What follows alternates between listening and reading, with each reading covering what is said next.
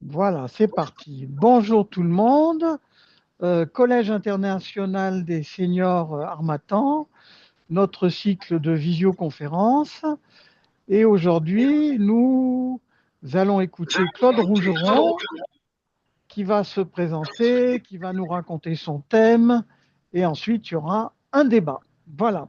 Donc, je passe tout de suite la parole à Claude. Eh bien, bonjour pour les personnes que je n'ai pas saluées jusqu'à présent. Donc, Claude Rougeron, je suis un médecin retraité.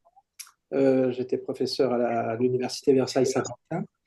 J'ai commis plusieurs bouquins, dont un en effet chez l'Harmattan en 2013, lequel éditeur m'a demandé de préparer une réédition sur ce livre qui s'appelle Pour une éthique renouvelée de la santé publique. La problématique est un accès aux soins regardé sous un angle de réflexion éthique. Voilà, donc cette réédition est en cours est finie, est en cours de correction orthographique, on va dire, et typographique.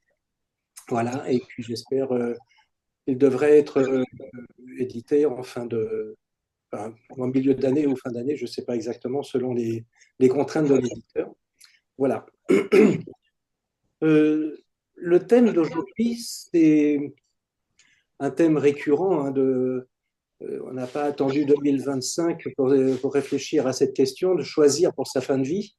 L'homme, depuis qu'il est homme, grosso modo, est confronté à sa finitude, à sa mort et à la mort en l'occurrence. Voilà. Et donc, lorsque les projets de loi ont commencé à fleurir au niveau de la Chambre, j'ai commencé à m'interroger un petit peu sur qu'est-ce qui faisait que l'on choisisse telle ou telle modalité pour finir sa vie. Je n'ai pas dit pour mourir, hein, pour choisir sa vie. Donc, j'ai préparé en effet un petit texte sur le sujet. J'ai déjà présenté d'ailleurs ce texte lors d'une conférence à Chartres il y a 1 an et demi, je crois à peu près, et une autre conférence sur Ézy, le village où j'habite, parce qu'en effet, le sujet reste complètement d'actualité aujourd'hui, où ce projet de loi est de nouveau devant nos députés. Préalablement, je vais poser quand même quelques définitions. D'une part, le mot choisir paraît un mot banal dans la langue courante, dans la langue de tous les jours. Ensuite, le mot libre arbitre et l'expression soins palliatifs. Il y aurait bien d'autres mots à définir, mais bon, c'est les trois qui m'ont paru être essentiels à approfondir. Ensuite, je vous proposerai en effet une réflexion sur choisir quels sont les éléments de choix, quels sont les facteurs et les déterminants pour poser un choix pour soi, alors que l'on est confronté, non pas à la mort forcément, mais confronté à une maladie grave qui met en perspective la fin de la vie.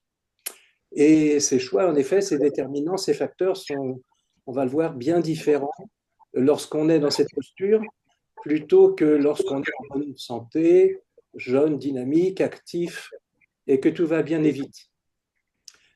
Alors déjà, choisir. Si on prend la définition académique, c'est simple, hein, c'est de prendre quelque chose de préférence, se décider, c'est trouver une solution. Voilà. Avec des synonymes hein, que l'on connaît, opter, se prononcer pour, trancher, se décider. Bon. Élire, adopter, tout ça, c'est des synonymes en série. Ça ne nous avance pas. Quand on regarde la philosophie, les quelques définitions, quelques réflexions philosophiques, là, il y a déjà davantage d'éléments intéressants. Choisir, c'est déjà écouter les arguments de sa raison et en tirer les conséquences. Logique. Choisir, c'est renoncer à ce que l'on ne choisit pas. c'est peut-être prendre plusieurs options, le choix pluriel. En fait, choisir, c'est vivre, ce n'est pas tuer. Mais tuer, c'est choisir. C'est choisir de se supprimer ou de supprimer quelqu'un. Choisir, ça expose aussi à fusionner le possible avec le faire. Je peux le faire, je le fais. On peut aller sur la Lune, je vais sur la Lune. C'est aussi fusionner le pouvoir avec le vouloir, le droit avec le devoir. C'est autorisé, donc tu dois le faire. Et donc, cette réflexion philosophique-là, on va dire très, très courte, hein, naturellement, elle nous pose déjà quelques questions quant à c'est quoi choisir quelque chose. En fait, que devient le choix d'une personne lorsqu'elle arrive en fin de vie?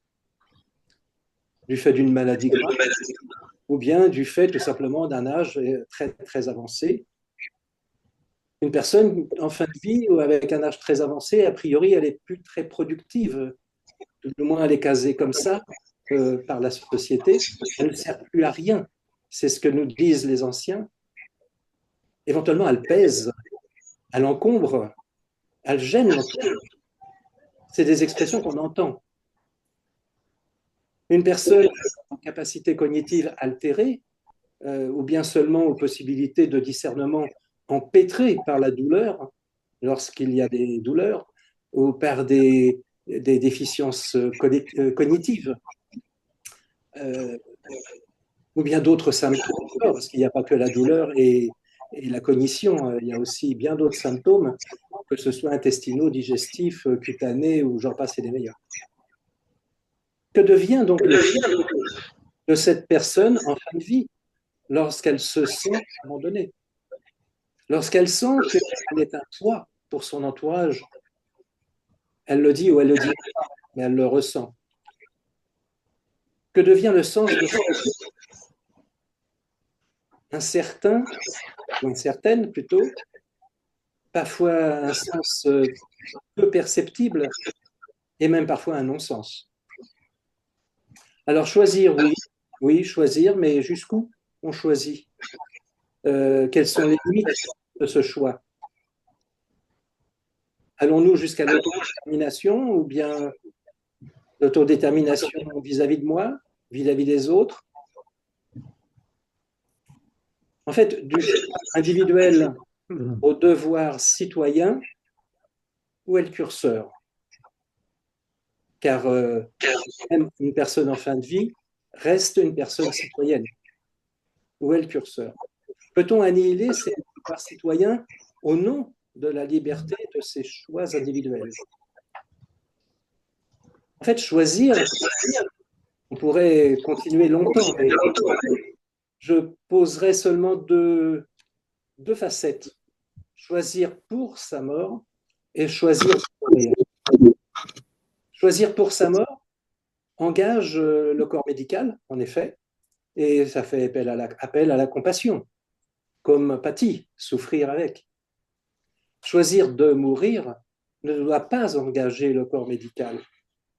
Il s'agit de choisir seul de mourir et non de choisir pour sa fin de vie, dans un cadre qui est particulier, qui peut être en effet la maladie, sans que ce soit forcément la fin de vie, une maladie en effet.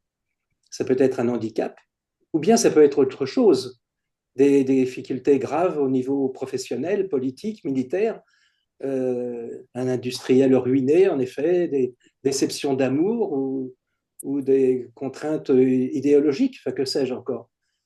Alors, choisir de mourir et choisir pour sa mort, j'aime bien en faire la distinction. Parce qu'en effet, on ne peut pas demander la même chose au corps médical dans un cas comme dans l'autre. Le deuxième terme que je voulais définir, c'est le libre choix. Le libre choix, donc, c'est un droit avec la liberté d'en faire un usage. C'est choisir librement, en liberté de droit, en liberté des lois qui régissent la société dans laquelle je vis, que je constitue, c'est se décider justement en connaissance de cause et de conséquences, incluant la transgression. Le libre choix est différent des désirs et différent des impulsions. C'est même différent de la spontanéité. C'est différent de l'obéissance à un autre ou à un groupe. Ça, il ne faut pas l'oublier. Alors, de façon très théorique, on peut en effet citer quelques fondements du libre choix. La littérature nous en apporte 5. La liberté de choisir, hein, qui renvoie à son intimité, à son intériorité, à son individualité même. Un autre fondement qui sont les informations, c'est-à-dire ses propres bases de données. Le livre, les lectures que l'on a fait, que l'on fait, Internet, l'intelligence artificielle auquel on a accès maintenant assez facilement et dont il faut se méfier. Un troisième fondement, c'est les connaissances. Les connaissances qui est l'accumulation des études théoriques, des statistiques, sachant que les statistiques parlent à tout le monde, qu'individuellement, on ne parle qu'à soi-même. Donc, il y a un hiatus majeur entre la donnée statistique et la donnée individuelle. Vous avez 25% de chances de guérison, ça veut dire que j'ai 75% de chances de mourir. La quatrième fondement, ça peut être les savoirs.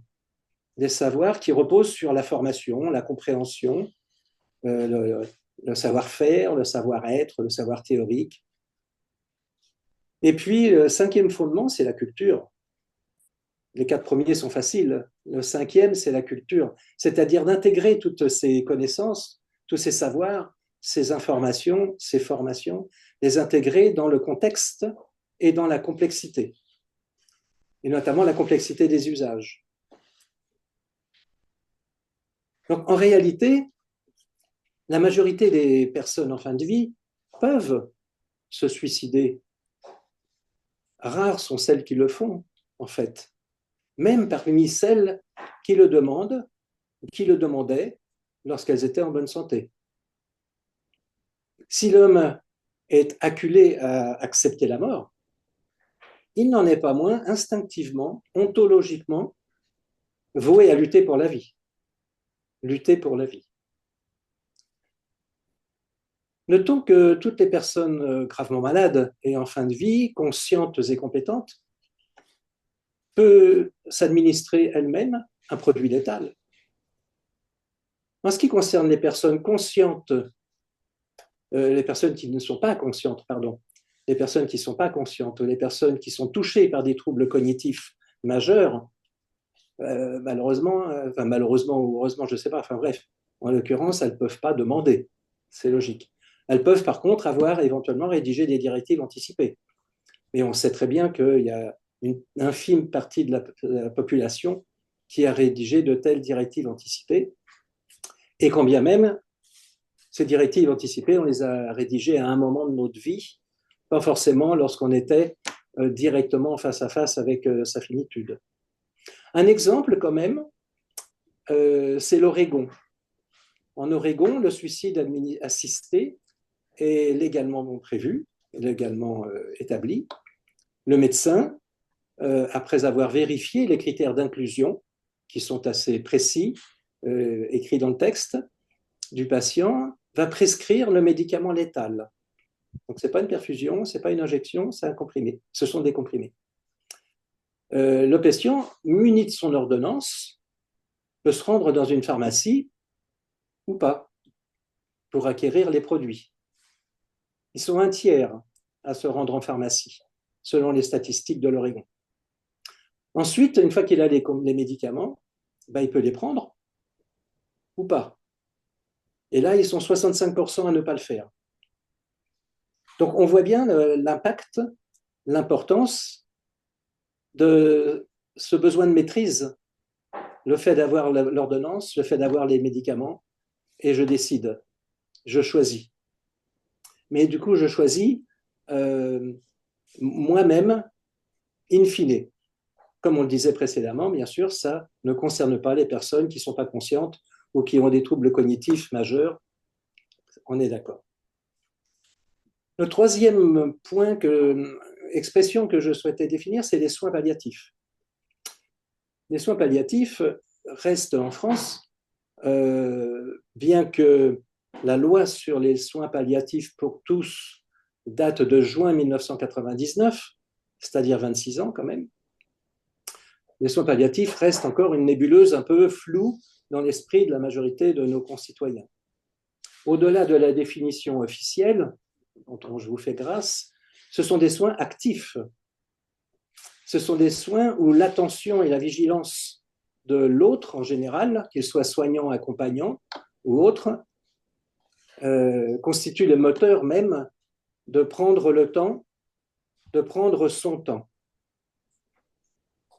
Donc c'est vrai qu'aujourd'hui, les soignants ont un peu plus de mal à prendre le temps de prendre son temps avec un patient. Mais voilà, cela dessine quand même une posture bien faisante, absolument essentielle, qui, en son absence, permet difficilement d'exercer des soins palliatifs de qualité. Donc c'est des soins qui s'appuient sur une équipe pluridisciplinaire, coordonnée, et qui s'adresse aussi bien aux patients qu'à la famille et aux proches. Mais plus précisément, ce qui nous intéresse ici, c'est que les soins palliatifs reposent fondamentalement sur le concept de l'incertitude. L'incertitude essentielle, la mort naturelle, survient à un moment inconnu par avance. À chaque fois qu'un médecin a voulu faire un pronostic sur une maladie, il s'est trompé.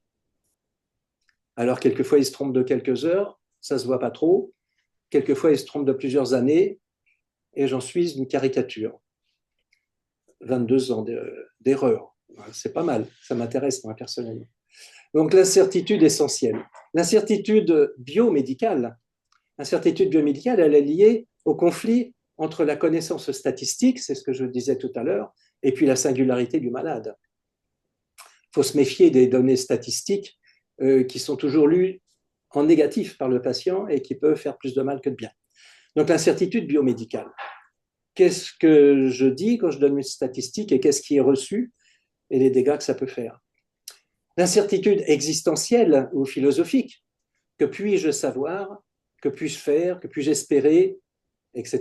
Bon, voilà, il n'y a pas que Kant qui a écrit là-dessus. Et puis enfin, l'incertitude clinique, l'incertitude éthique, qui réside dans la confrontation de l'incertitude du soignant et de l'incertitude du soigné, à tous les niveaux. Donc, ça fait un petit galimatia intéressant. Donc, on peut comprendre en effet que les soins palliatifs, ça n'excite pas forcément toutes les strates de la société actuelle. Alors, choisir pour ma fin de vie, eh bien, tout d'abord, c'est poser mes préférences. C'est décider en prévision et en prévention de ma fin de vie. Alors, on n'a pas forcément envie de réfléchir à sa fin de vie. Qu'on ait 30 ans, qu'on en ait 90, bon, c'est pas forcément. Après, ça peut envahir aussi la pensée au quotidien, mais a priori, on préfère penser à autre chose. En qualité de personne humaine individuelle, citoyenne et spirituelle, choisir pour ma fin de vie fait appel à mes propres valeurs, mais en plus aux valeurs de la société dans laquelle je vis, avec ses lois et ses coutumes, avec son histoire et sa philosophie, avec sa proportionnalité. Excusez-moi. Ce petit « et » entre mes valeurs et celles de la société signifie que ce n'est pas les unes, mes valeurs, sans les autres, ou bien contre les autres, mais c'est bien toutes ensemble. Autant à l'échelle de valeurs de la société, depuis la micro-société jusqu'à la macro-société, bon, dépend partiellement de moi, partiellement, autant l'échelle de mes propres valeurs sont individuelles, mais elles sont variables, et elles sont surtout influençables. C'est le mot-clé qui va articuler mon propos. La France est différente de la Belgique, elle est différente de la Suisse, elle est différente de l'Oregon, etc., etc. Les valeurs de chaque société sont différentes, choisies par les citoyens, dites entre eux. c'est-à-dire interdite, voire interdite. Il n'est pas question de juger, on n'est pas dans un conflit du bien et du mal. Chacun ses propres valeurs. Mais choisir renvoie quand même au conflit entre le possible et l'impossible. Quel choix je fais dans le temps qui me reste? Qu'est-ce que je vais faire de la vie qui me reste?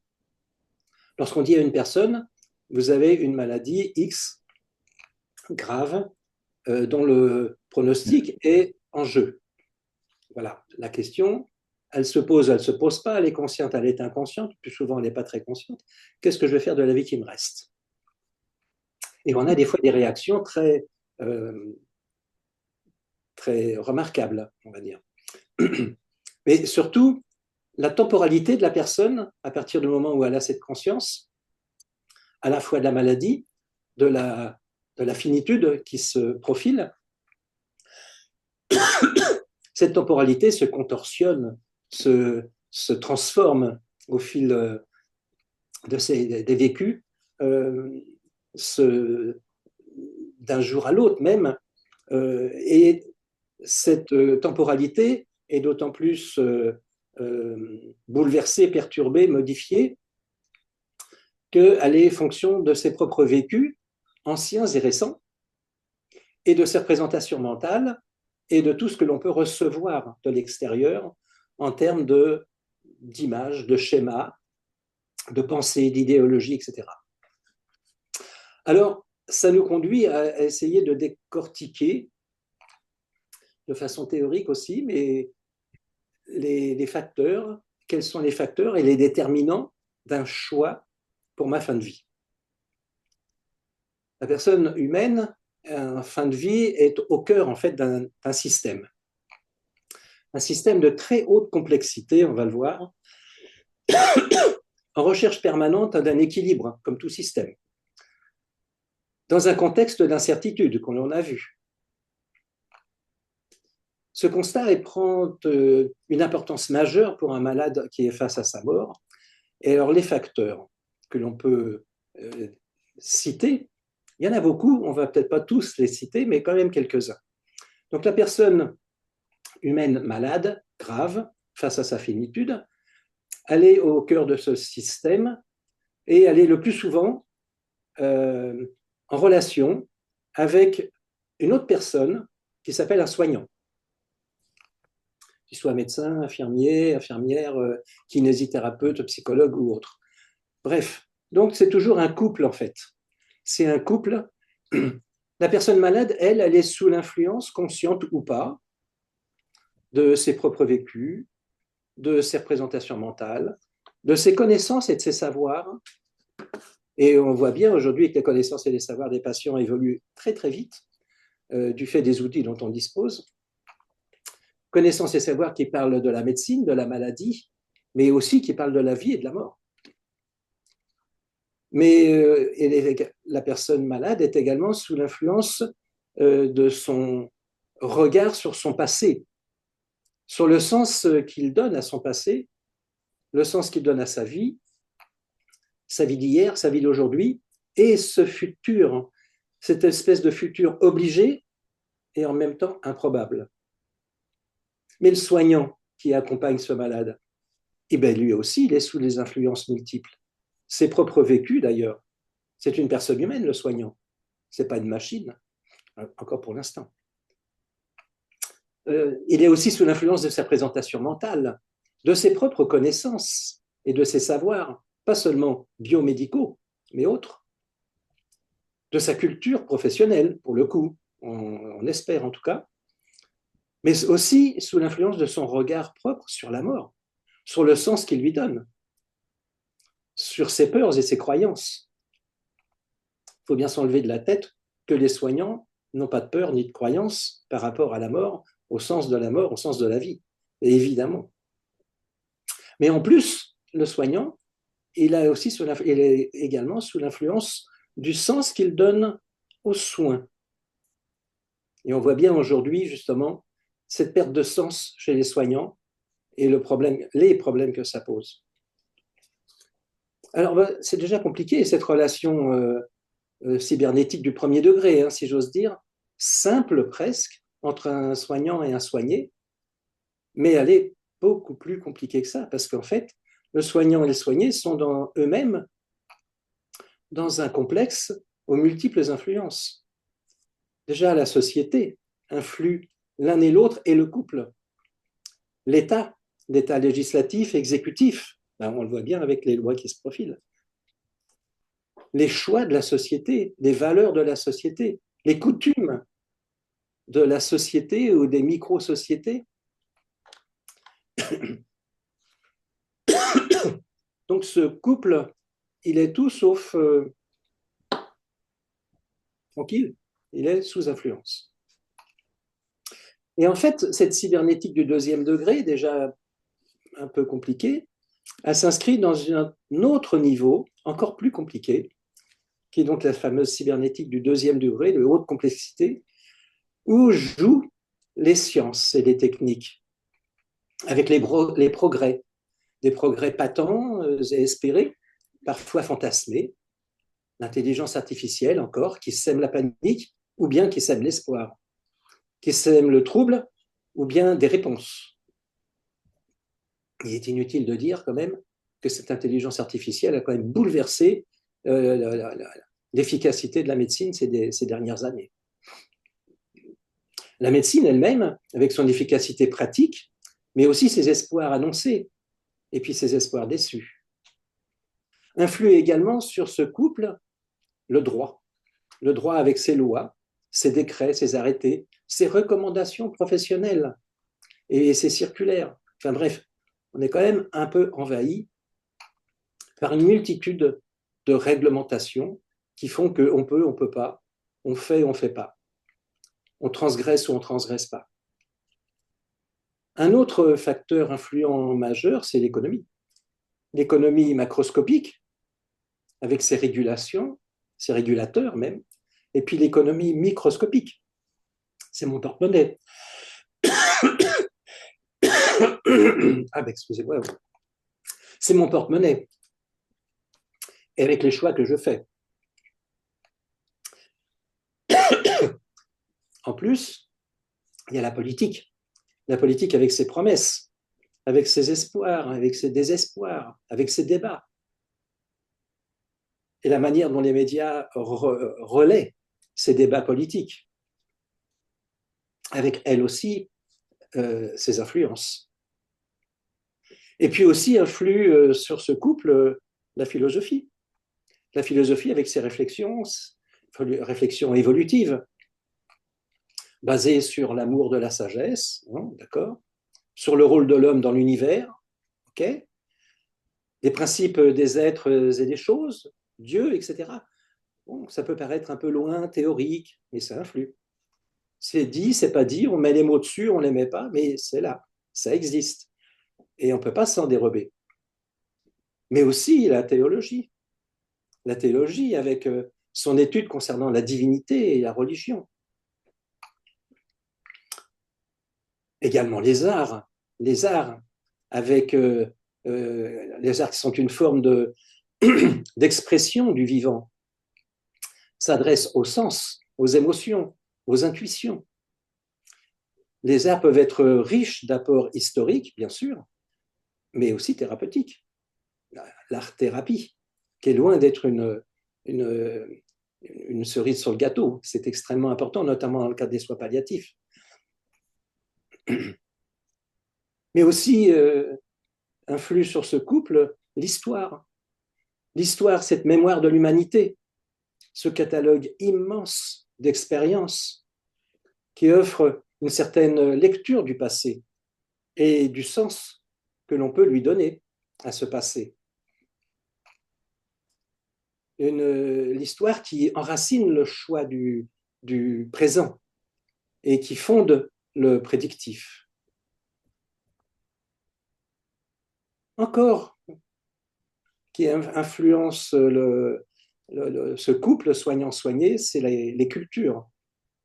Les cultures qui nous caractérisent en qualité de personnes au sein d'une communauté, au sein d'un groupe professionnel, au sein d'une catégorie sociale, etc. Enfin, quand je dis enfin, c'est prétentieux parce qu'il y en a sûrement encore d'autres, il y a les coutumes avec leurs règles plus ou moins ancestrales, parfois érigées en loi, sans parler des systèmes sectaires.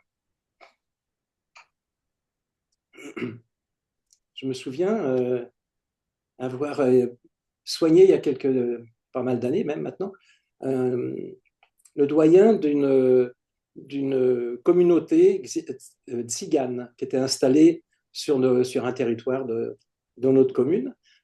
Donc il y avait à peu près 300 caravanes quand même. Et donc le doyen était gravement malade.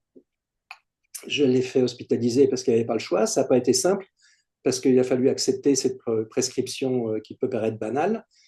Mais on y est arrivé en 48 heures. On y est arrivé. Il a été hospitalisé. Je vais le voir à l'hôpital. Le confrère hospitalier spécialiste me dit il va très très mal. Il ne va pas finir la semaine. Alors je lui dis Dominique, grouille-toi de le renvoyer dans sa caravane parce que sinon tu vas avoir des soucis. Il me dit, mais attends, je ne peux pas le renvoyer dans sa caravane dans l'état où il est. C'est pas possible, quoi. Tu vas avoir des soucis. Et en effet, le vendredi, il s'est retrouvé avec 500 personnes dans le couloir. Voilà, il a eu des soucis, ça a duré une semaine.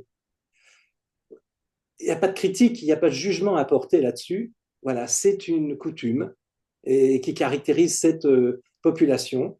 Ça me fait sourire parce que je trouve ça plutôt, voilà, j'aurais plutôt tendance à dire que c'est chouette, même si ça peut paraître choquant, mais j'assume. Voilà, bref, autant dire que pour ma fin de vie, le libre choix d'un jour n'est vraiment pas pour toujours. Autant dire que ma liberté, elle est dépendante. Alors, l'écoute, l'observation, la tolérance, la bienveillance, le respect, l'humilité, les compétences s'imposent à toute personne qui entoure un malade en fin de vie, qu'il soit soignant ou qu'il ne soit pas soignant, proche ou autre. Et il y en a beaucoup, on va le voir un peu après. Beaucoup, voire énormément, notamment des professionnels du secteur de la santé, mais des professionnels du secteur médico-social ou social, mais aussi de la vie courante. Donc, moi, je positionne ce patient un peu au milieu d'une énorme galaxie. C'est un pléonasme, c'est contagieux, hein, je suis désolé. Une galaxie où la personne humaine en fin de vie est en relation avec son soignant. Dans une première spire de cette galaxie, on va y trouver les professionnels de santé, le médecin généraliste sûrement, le médecin spécialiste évidemment, l'infirmière, aide-soignante, auxiliaire de vie, aide-ménagère, pharmacien, psychologue, ambulancier, kinésithérapeute, technicien de matériel médical, technicien de laboratoire, bénévole, médecin conseil, enfin, etc., etc. Donc déjà une première spire bien chargée. Une deuxième spire, pas beaucoup plus loin, qui comprend les structures médicales, médico-sociales, comme l'assistante sociale, le service de soins infirmiers à domicile, l'hospitalisation à domicile, les réseaux de soins, les structures de soins, etc. Une autre spire, une troisième, où on va trouver des professionnels autres que professionnels de santé, des professionnels essentiels. C'est le coiffeur ou la coiffeuse. C'est l'artisan qui va venir dépanner la télé, le chauffage, la fuite d'eau, le téléphone, je ne sais pas quoi. L'épicier qui va livrer les commissions alimentaires ou d'hygiène, etc. Une quatrième spire, on va trouver les membres familiaux, les amis, les collègues ou des anciens collègues de travail, des voisins, des représentants religieux. Et une cinquième spire, qui n'est pas négligeable, qui sont les médias. Médias écrits, les médias numériques, radiophoniques, télévisuels, avec tout ce que ça signifie d'impact. Et on l'a vécu de façon crue et douloureuse pendant toute cette période de Covid, où les médias ont eu un rôle extrêmement fort, voire violent. Donc toutes ces influences, tous ces facteurs que précédemment cités, et il en manque un,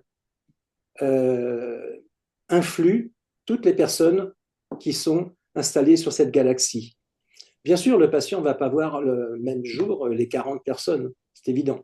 Mais sur une histoire qui va durer quelques mois ou quelques années, elle va les rencontrer toutes. Alors, à partir de là, quel est le niveau d'autonomie de la personne humaine pour choisir pour sa fin de vie? Qu'est-ce que devient sa liberté individuelle quant à ce choix-là? Quelles sont ses limites de la solidarité collective? Comment choisir librement pour ma fin de vie? Une fin de vie que je dois vivre, que je dois vivre, que je veux vivre selon ce que je crois. Beaucoup de je. Et ça nous renvoie directement à ces deux paradigmes majeurs qui sont de choisir pour ma fin de vie ou de choisir de mourir. Ça n'a rien à voir. Pour conclure, je poserai la complexité des êtres. Alors vous allez me dire, c'est atroce ce que je vous raconte parce qu'on n'est que dans la complexité, il n'y a rien de simple. Eh ben, c'est comme ça. La personne humaine, elle est animée à la fois d'une énergie de vie et d'un savoir profond que la mort est inexorable.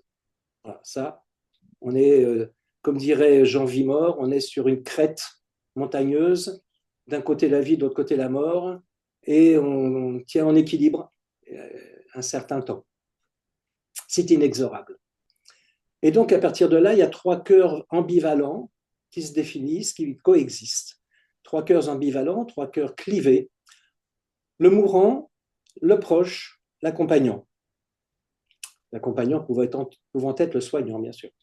Le mourant, donc, pour lui, la vie ne vaut rien, mais rien ne vaut la vie. C'est les désirs contradictoires. Et on est tous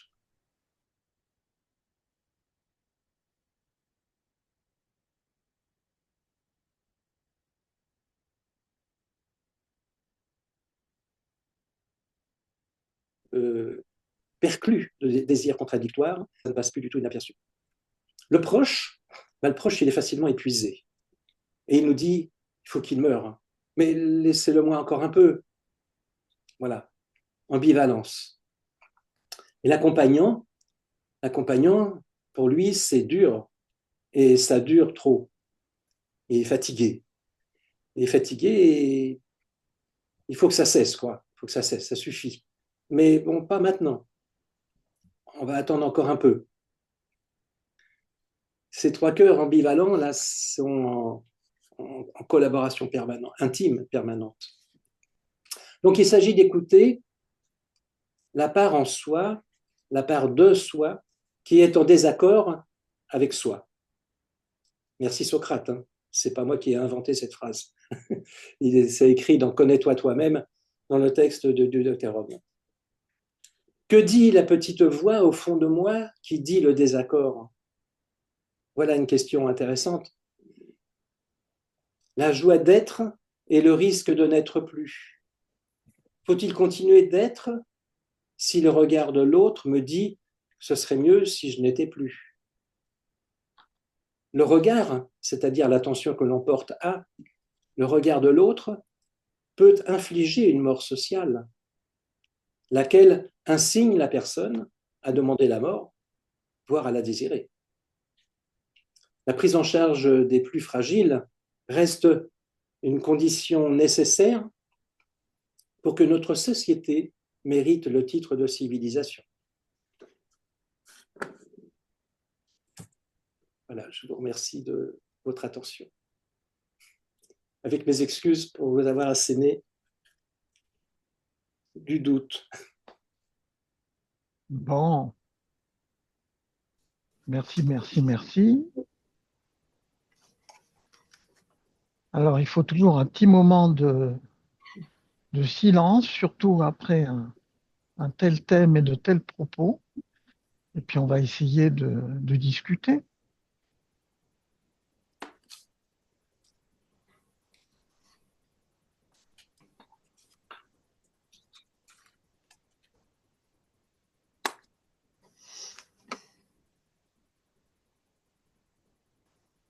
Monsieur.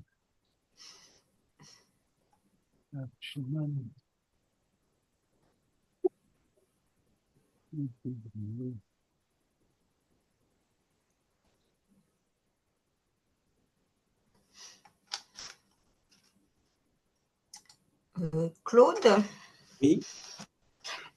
bonjour. D'abord, je suis arrivée en retard. Je n'arrivais absolument pas à me connecter. Je ne sais pas ce qui s'est passé. Mes Zoom étaient récalcitrants. Ouais. Donc, bonjour avec retard. Bonjour, bonjour. Comme j'étais un petit peu en retard, je n'ai pas entendu si tu avais présenté, fait un petit rappel sur vie-mort philosophiquement et sociologiquement, où tu t'étais engagé tout de suite dans un débat vraiment sur le choix de la fin de vie.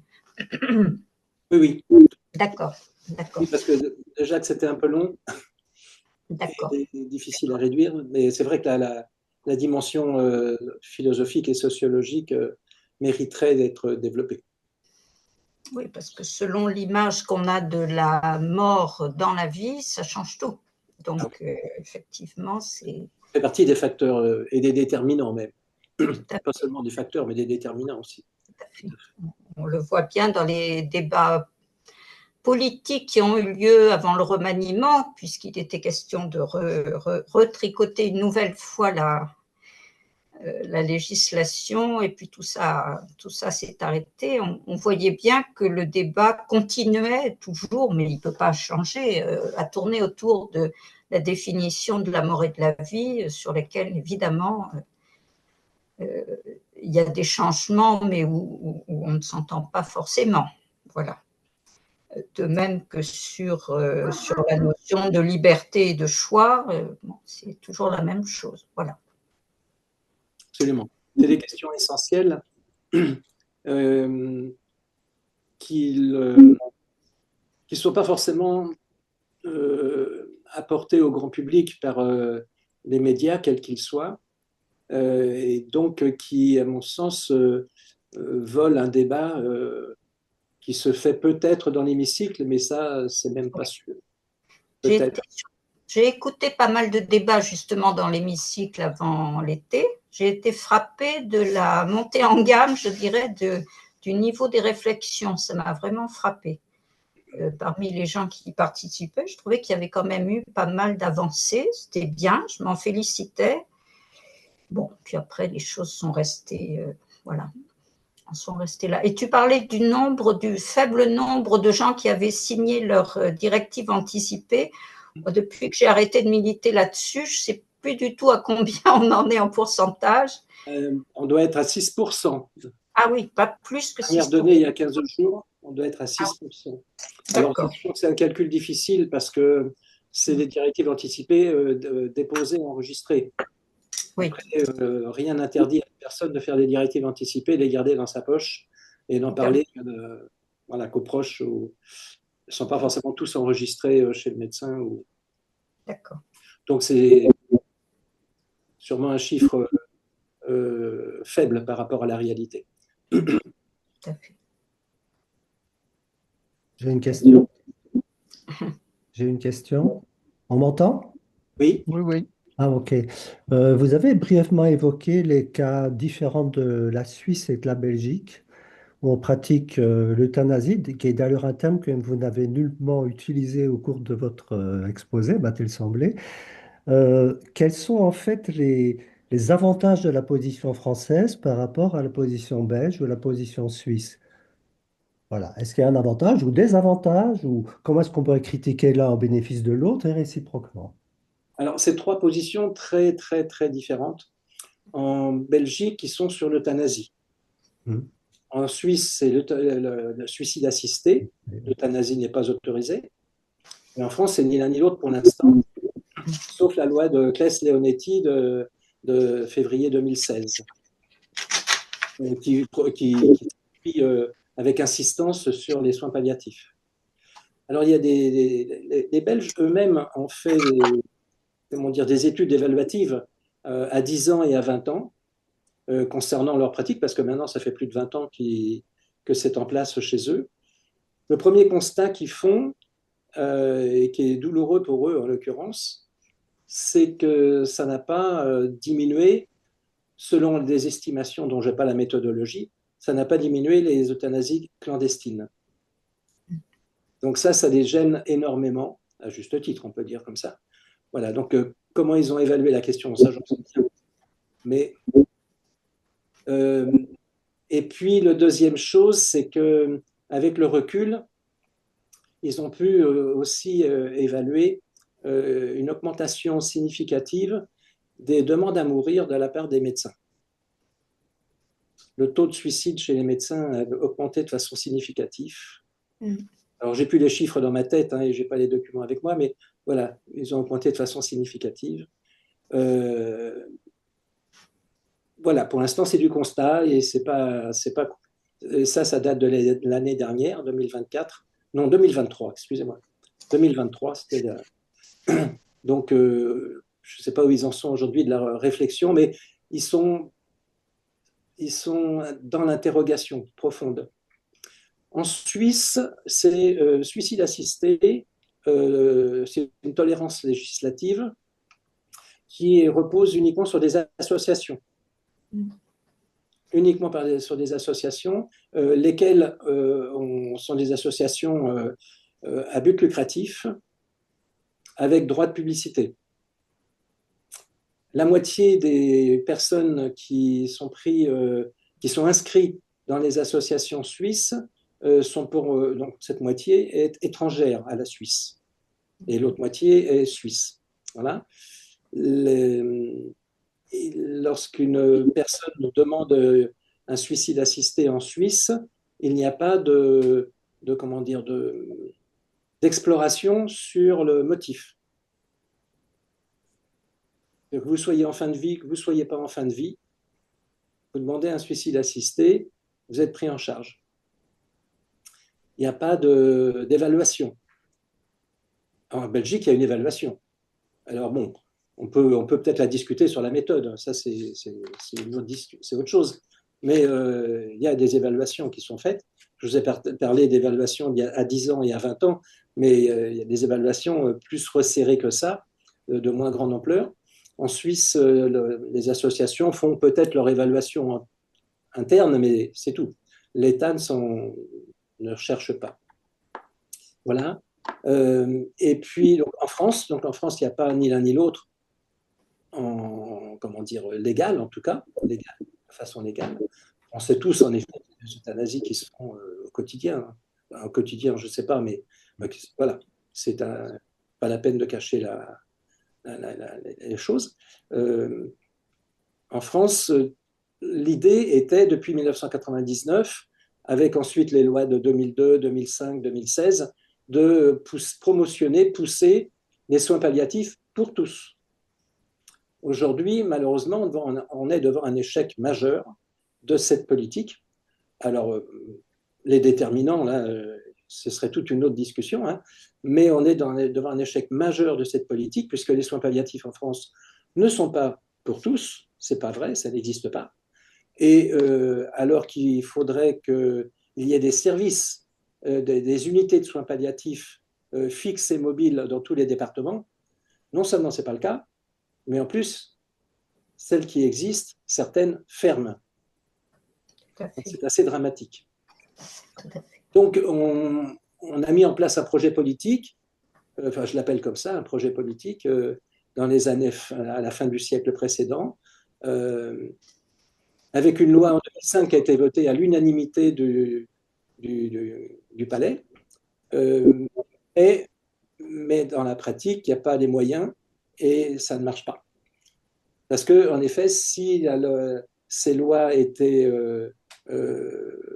applicables par des moyens humains et matériels, la question se poserait quand même infiniment moins, parce que bon, il y a des outils, il existe des outils législatifs et bien sûr médicaux, de manière à ne pas laisser souffrir les gens de façon insupportable jusqu'à ce que la mort vienne les soulager, quoi.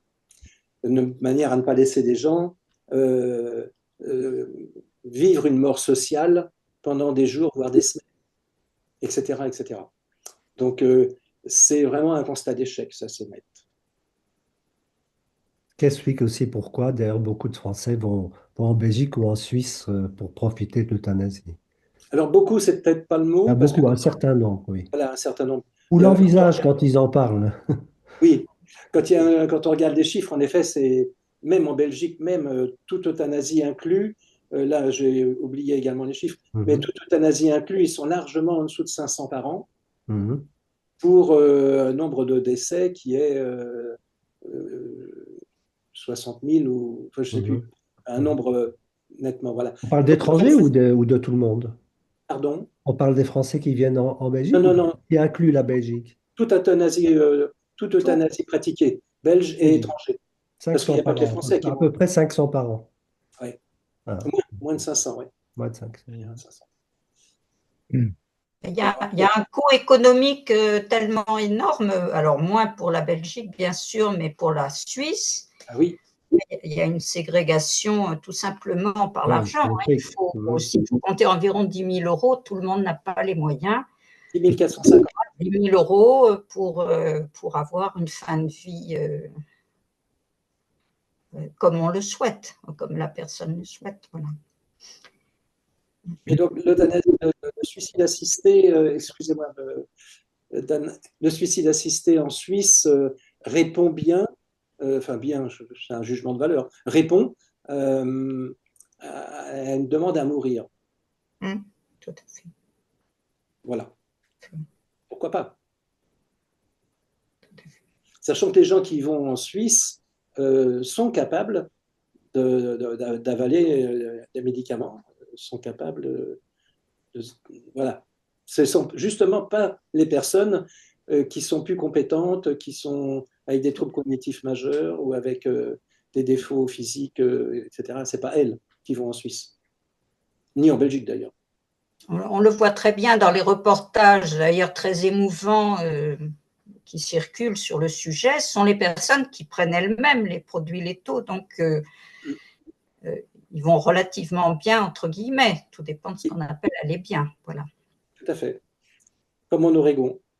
Dan a peut-être des Ouais. éléments sur la Belgique à nous donner, bien sûr. Oui, d'abord, merci à Claude Rougeron pour un exposé qui est à la fois profond, agréable à entendre d'une certaine façon, mais très touchant. Je voudrais parler en tant que Belge, en tant que personne individuelle, des choses que j'ai vécues.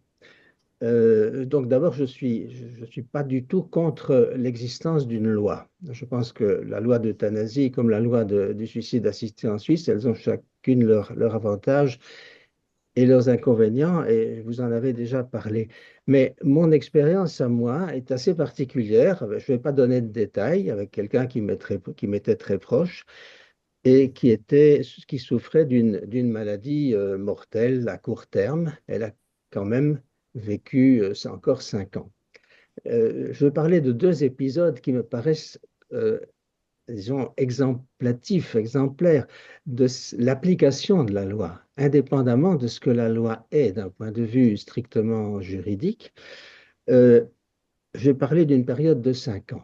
Au début de cette période de 5 ans, il y a eu pour cette personne des événements très pénibles, très douloureux, mais elle était pleinement désireuse de vivre encore. Et à ce moment-là, on lui a demandé, d'une manière que j'ai jugée très brutale, s'il vous arrive encore d'avoir un arrêt cardiaque, est-ce que vous voulez qu'on vous réanime?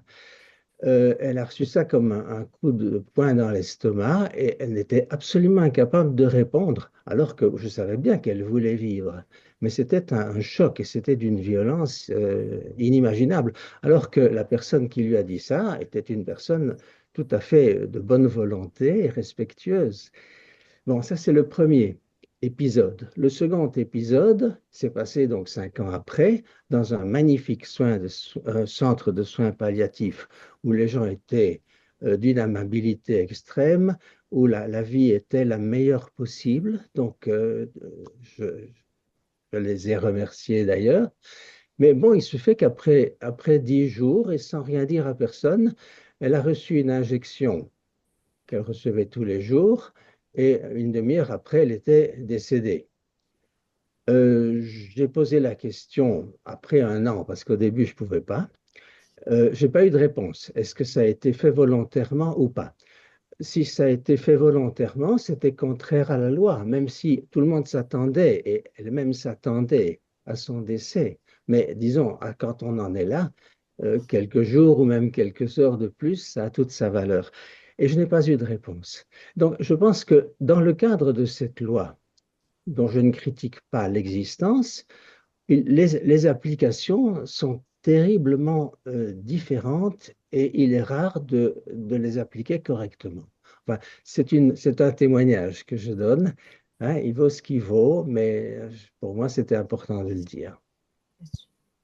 Si je peux me permettre, ça suscite deux réactions, enfin, deux réflexions. La première, c'est que vous donnez un témoignage qui corrobore le constat fait par nos amis belges d'une augmentation des suicides chez les médecins qui pratiquent l'euthanasie. Oui.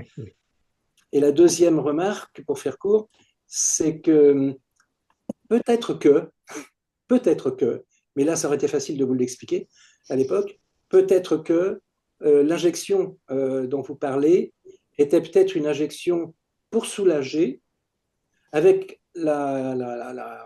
comment dire, la prise en compte, avec la conscience du principe du double effet. Mhm. C'est-à-dire que ce qui prime, c'est de soulager la douleur, soulager la personne, plus exactement. Parce que la douleur, on n'a pas besoin de la soulager, elle le fait bien toute seule. Mais de soulager la personne, c'est plus compliqué. Et alors, il ne s'agit pas de démultiplier les doses. Dans ce cas-là, en effet, c'est carrément un geste délibéré, c'est autre chose. Mais à dose identique, voire des fois à une dose un petit peu supérieure, parce que la douleur persiste, on peut admettre l'idée que on va quand même faire l'antidouleur, que ce soit morphinique ou autre chose, sachant que malheureusement, dans l'état général de la personne, ça peut engendrer le décès, ce qu'on appelle le principe du double effet. C'est-à-dire l'intentionnalité du médecin n'est pas l'euthanasie, n'est pas de tuer, n'est pas d'abréger. L'intentionnalité, c'est de soulager. En même temps, l'état de la personne est arrivé à une telle extrémité que, de toute façon, le glas va sonner. Le principe du double effet, c'est... Certaines personnes nous disent que c'est faux cul. Ce n'est pas vrai du tout. Ça pose la question fondamentale de l'intentionnalité du médecin, là pour le coup, parce que c'est lui qui prescrit, et de la proportionnalité, c'est-à-dire le pays et ses valeurs. Et si on s'écarte de cette double réflexion philosophique, pour le coup, on ne raisonne pas bien, ou bien on souffre, et c'est un peu ennuyeux. Je me souviens, tout au début de mon installation, ça fait une peignée d'années en effet, un patient qui est décédé alors que j'étais en train de lui injecter du praxilène. Je ne sais pas si vous connaissez le praxilène. C'était un médicament qui avait la prétention d'être vasodilatateur, c'est-à-dire dilater les artères pour les personnes qui souffraient d'artérite grave. Bon, en fait, on s'est aperçu que c'était un magnifique placebo qui servait à rien. Voilà. Et ce patient a eu la drôle d'idée de décéder pendant que je lui injectais ce produit, qui d'évidence ne pouvait pas tuer une souris. Je ne vous dis pas dans quel état j'étais. Évidemment. Voilà. Ça, c'est même pas le principe du double effet, hein. C'est le principe de la coïncidence.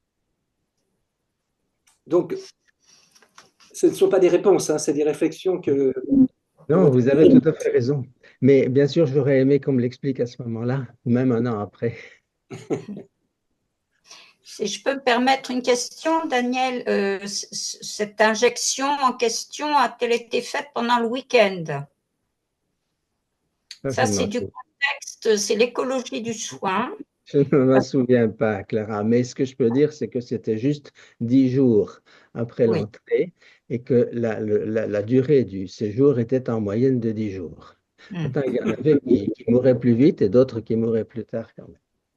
Donc, je me permets de poser cette question un peu douloureuse parce que j'ai vécu exactement la même situation, en l'espèce avec ma mère.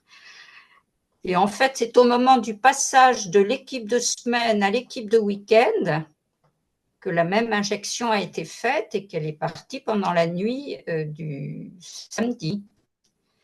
Et moi, je ne connaissais pas du tout l'équipe de Week-end. Je n'ai d'ailleurs eu aucun contact avec elle. Donc, c'est vrai que l'écologie de ce qui a probablement été, j'en suis sûre, hein, je l'ai compris tout de suite après, ce fameux principe du double effet dont parle Claude, c'est une question, alors là, d'écologie de soins au sein de l'hôpital. Là, ce n'était pas un service de soins palliatifs, c'était l'hôpital. Voilà. Mais c'est important parce qu'en fait, si tous les éléments ne sont pas donnés aux proches, c'est vrai qu'on est amené à se poser des questions extrêmement douloureuses. Voilà, c'est juste ce que je voulais dire. Ce que je soulève également, la Clara, c'est, et ça on l'a observé j'ai observé de moult fois dans ma carrière et les confrères aussi, c'est que les patients, je ne veux pas dire qu'ils choisissent le moment où ils vont lâcher prise, mais parfois un peu quand même.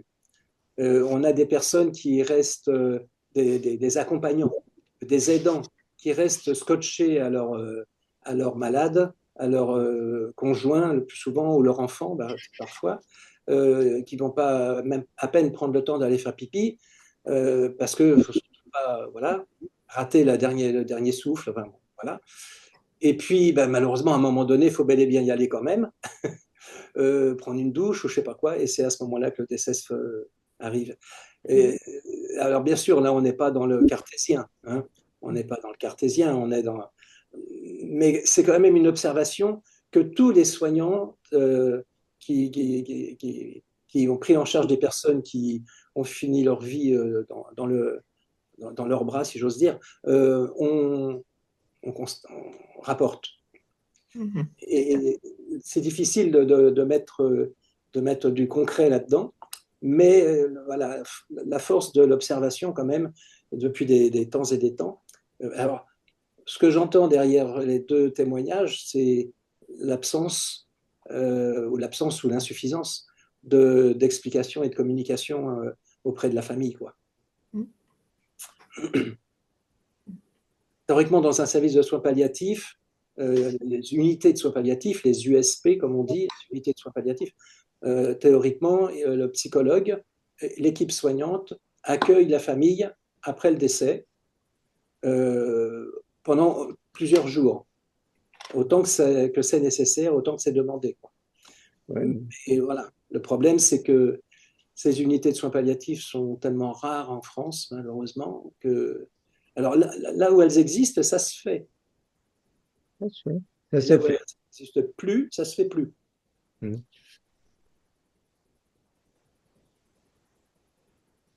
Juste une chose, et puis après j'arrête, mais ce que je trouve très passionnant dans ce débat, c'est de se demander en fait si au moment de sa fin de vie, comment ça se passe si on se dit qu'on arrête d'être un être social ou pas, puisqu'en fait la question est là. Décider, choisir et le libre choix, c'est raisonner en tant qu'être individuel qui choisit pour lui, ou bien qui choisit en tant qu'être social en tenant compte de toute cette, ce que tu as déployé tout à l'heure très bien, qui est tout ce système complexe qui est autour d'une personne qui, elle, va vivre cette expérience tout à fait intime et personnelle de son passage. Cette personne, est-ce qu'elle se ressent comme être social d'abord ou est-ce qu'elle se ressent comme personne d'abord? C'est vraiment une question, à mon avis. Et j'ai été frappée au cours des débats, j'en parle parce que j'étais vraiment frappée au cours des débats auxquels j'ai pu assister dans les hémicycles, justement, il y a quelques mois, au fait que le sujet est pratiquement toujours pris comme d'abord on est un être social et on le reste jusqu'à la fin. Ce qui quand même peut poser question. Voilà, c'était juste ce que je voulais dire.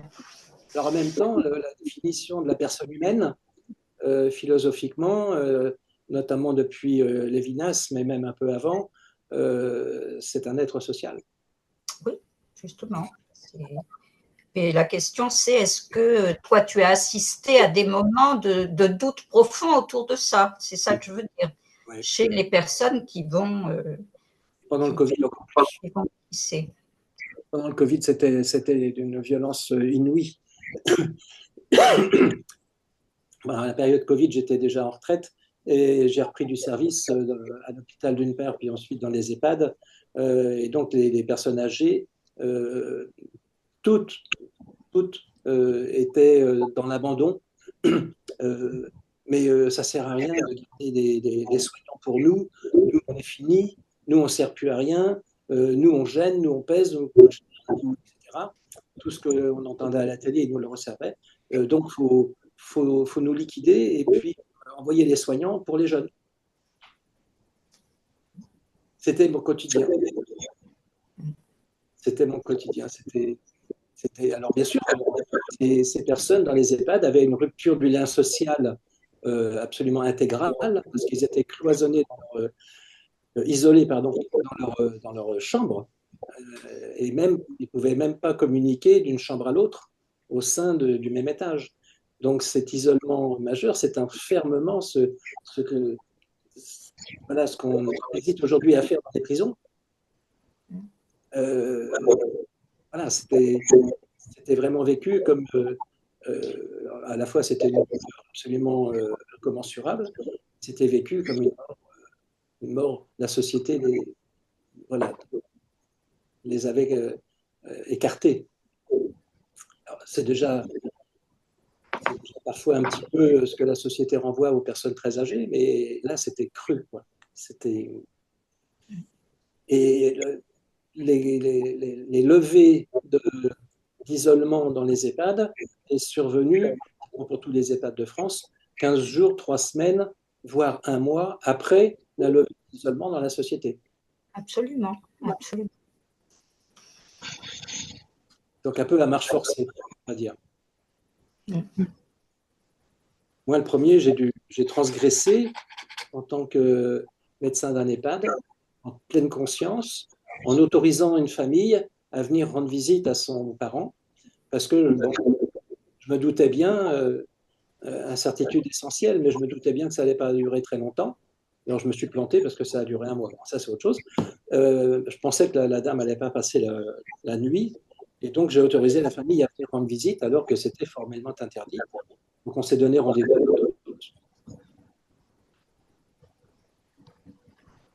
Parce que ça va être trop insupportable.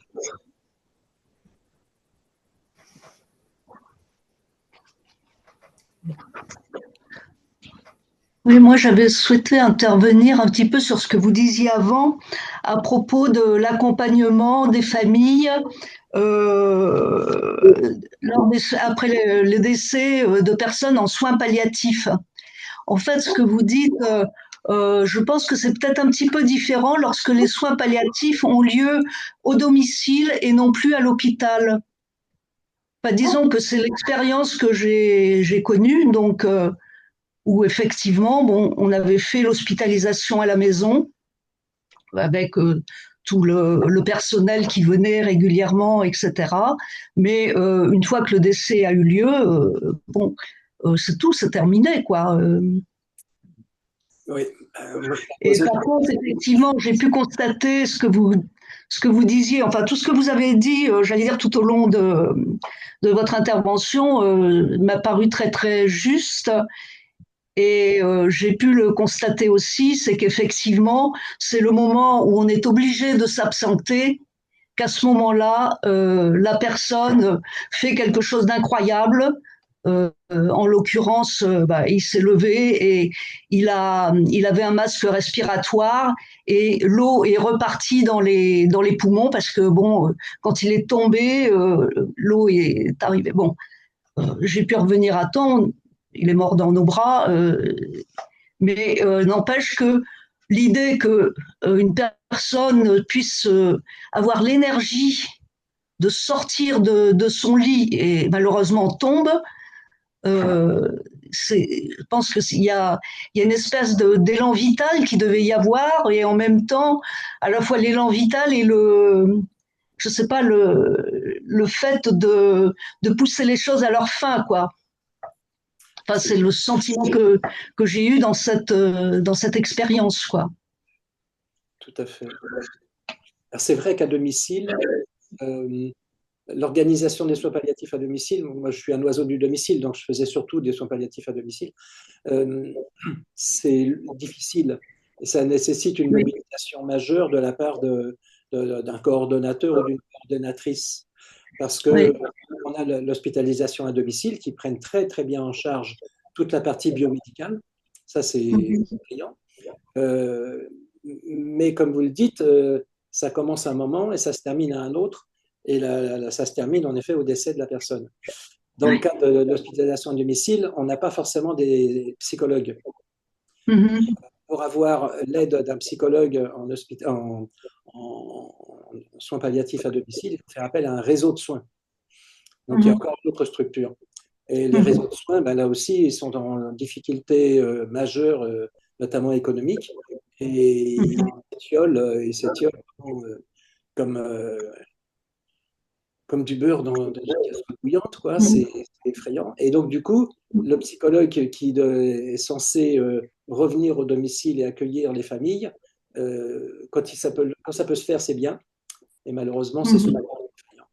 Donc, c'est l'allusion à laquelle je faisais tout à l'heure, c'est la faiblesse des moyens humains et matériels, surtout humains d'ailleurs. Et puis, l'appauvrissement, parce que c'était déjà pas parfait, mais ça s'appauvrit. Alors, ceci étant, on continue à faire des soins palliatifs à domicile en essayant de faire le mieux possible. C'est souvent l'infirmière ou le médecin qui prend les rênes d'accompagner la famille quand ils peuvent le faire. Oui, en l'occurrence, c'est vrai qu'il y avait aussi une association puisque c'était une personne qui est décédée de la SLA et donc avec l'ARSLA, il y avait un accompagnement qui s'est fait par la suite, j'allais dire, on pouvait rencontrer d'autres personnes qui avaient vécu la même expérience et pouvoir échanger une fois tous les mois ou je sais pas, mais dans le cadre de cette association, quoi. Mais bon, ça avait été très bien fait, quoi. Et c'est les réseaux et les associations, en effet, à domicile qui font ce job, si j'ose dire ça comme ça. Ouais. Et puis aussi quelquefois, le voisinage, la famille, l'entourage, les amis, etc., qui, plus ou moins consciemment, remplissent un peu ce rôle. Alors, ça manque souvent de professionnalisme, mais bon, au moins, ça existe. Et ça peut être extrêmement salutaire. Ah oui. Donc, disons que pour le défunt, c'était quand même mieux d'être à la maison plutôt que d'être très longtemps à l'hôpital parce que, bon, vous savez qu'il y avait une fin à un moment donné, certes, mais que justement, valait mieux que ça se passe dans un confort familial plutôt que dans un lieu même où c'était très bien organisé, quoi. Mais Sarah parlait tout à l'heure de sociologie, mais c'est clair que on dit, alors je ne sais pas la véracité des chiffres statistiques, on dit que 30% des personnes décèdent à la maison, 70% à l'hôpital, alors que dans les vœux, c'est l'inverse. 60% des personnes qui veulent décéder chez elles et qui décèdent finalement à l'hôpital. Ce qui est sûr, par contre, c'est que en milieu citadin, ces chiffres sont peut-être pas loin de la vérité. En milieu rural, c'est loin de la vérité. En milieu rural, tout du moins jusqu'à maintenant, beaucoup de personnes, une majorité de personnes décèdent à la maison quand même. Avec ce que ça peut signifier des fois de précarité. Hein. Ça, c'est sûr. C'est une rupture de traitement. Aujourd'hui, avec une rupture de médicaments, c'est pas toujours simple. Voilà, quand il y a un aidant un petit peu unique sur le plan familial et que cette traque s'effondre et que ça est en péril. Pareil pour les soignants, ils ont le droit d'avoir malheureusement des des difficultés de santé et de devoir s'arrêter de façon inopinée. Voilà, il y a une grande précarité. Hein, ça, c'est vrai que quand il y a quelqu'un de malade, et qu'il y a un remplacement qui est plus ou moins facile, mais qui existe, quoi.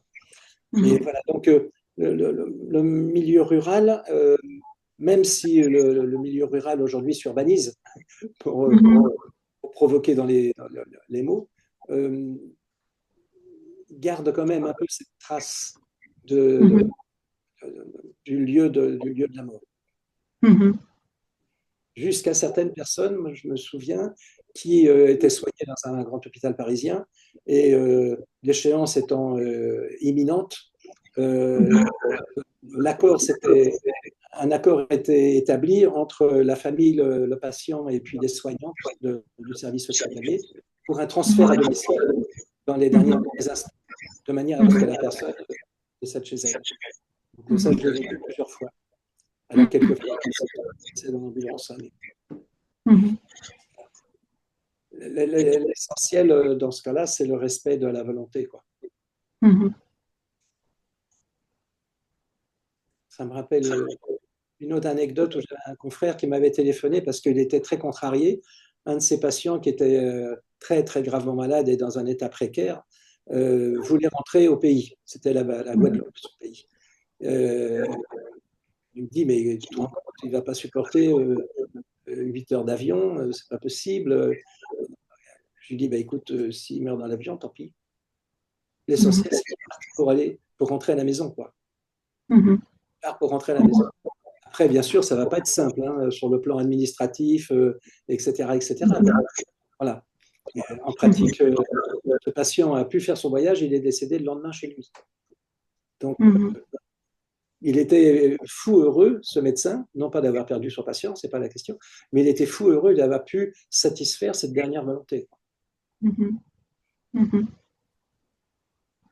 Et ça, c'est vraiment de l'ordre du choix.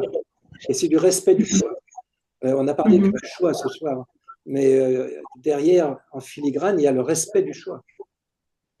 Alors, en effet, moi, personnellement, même si mon propos est un peu tendancieux, ça je le concède, hein, ça ne me dérange pas, mais je respecte complètement les personnes qui choisissent un suicide assisté. Je respecte leur choix. Je respecte le choix de quelqu'un qui va, pour des raisons qui lui sont strictement personnelles, choisir une euthanasie. Voilà. Même si ça ne me laisse pas indifférent, hein, naturellement. Mais au moins que le choix soit fondé. Que tous les déterminants, c'est un peu prétentieux, mais que les déterminants soient pris en compte, que les facteurs influençants soient analysés, que c'est pas parce que l'ambulancier a dit à la personne oh là là, mais au point où vous en êtes, faut vous faire euthanasier, c'est pas possible, faut mourir dans la dignité, etc. Bon, ça me paraît pas ça. Après que le choix soit fondé et que la conclusion c'est je vais me faire euthanasier. J'ai perdu un confrère au Canada, j'ai un confrère au Canada qui est décédé dans ce contexte-là. Bon, je respecte complètement parce que j'avais mené sa réflexion jusqu'au bout et qui avait analysé tous les facteurs, les déterminants, et tout le moins tous ceux qui pouvaient prendre en compte et qui a fait un choix. Je respecte ce choix. Donc la notion de respect, pour moi, est essentielle. Respect du choix, bien sûr.